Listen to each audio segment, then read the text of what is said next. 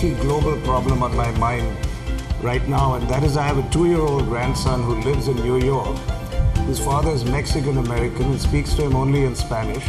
So right now, my major preoccupation is how to improve my Spanish so I can communicate with my grandchild. But if you look at it, that's a lighter note, but frankly, that to me is the real thing that worries me about the world. You look at it from a human-centered point.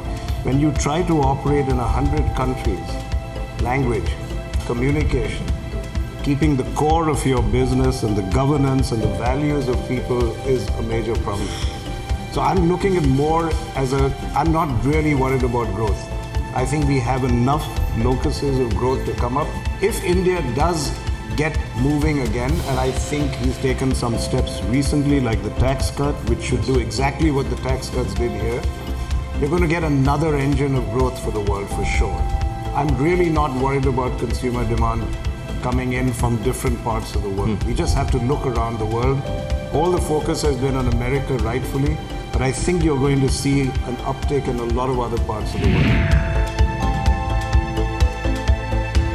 For a long time, it wasn't kosher for anyone in American policy positions to admit that there was a kind of conflict with China and that India, in fact, could be one of the players in this game as a buffer against China. That was just a no-no. If you went to the Council on Foreign Relations, nobody would admit that.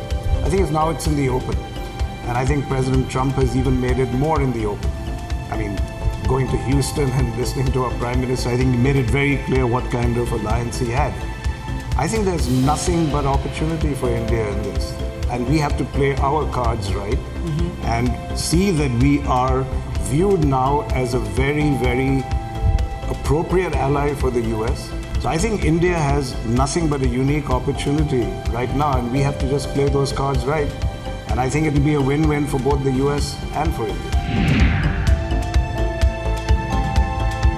I don't really intend to get into the debate of whether climate change is real, who's the guilty party, who's not done it, has the West polluted, should the West be paying and India only benefiting, should we be getting money? I stay out of that. My statement is, it's very simple. This is the biggest profit opportunity for business people in the next few decades.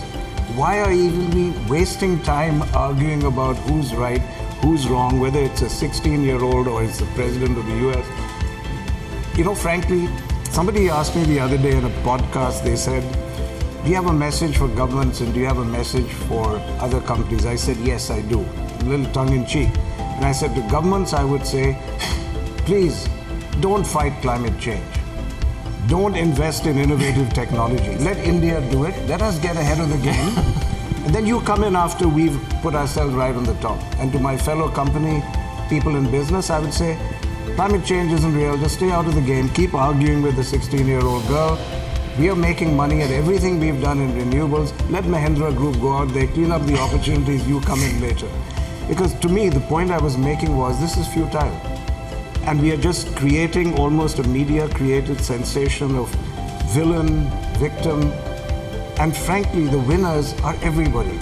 Because everything our group has done in sustainability has actually made money, and the businesses we've started in the last 5 years are amongst the fastest growing. Waste to energy, solar. Why are we even wasting time on arguments? So asked about, is Greta right? Again, about saying you're just focusing on money. I would just say, Greta, let it be about money.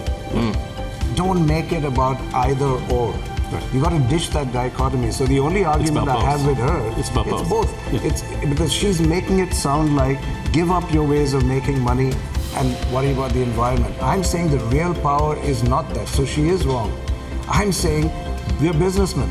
You're showing us the money. There is money there, and the pursuit of profit and capitalism is in fact one of the answers to this solution.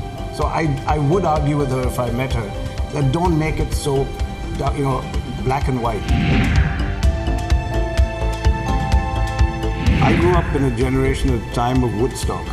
And people from my generation missed the fact that young people didn't seem to have the kind of search for identity that we went through. They weren't questioning things. There weren't those coffee room conversations, questioning the world, existentialism, Sartre, Camus. Where's all that gone? It was all Instagram now. And the protests in New York gave me hope because it felt like the old days. It felt like people, young people, were beginning to question again. And you know in America more than anywhere else that that generation is what brought about real change. That brought an end to the war. So I'm optimistic because if these young people are going to become anything like what that generation was, you're going to see real change and very positive change.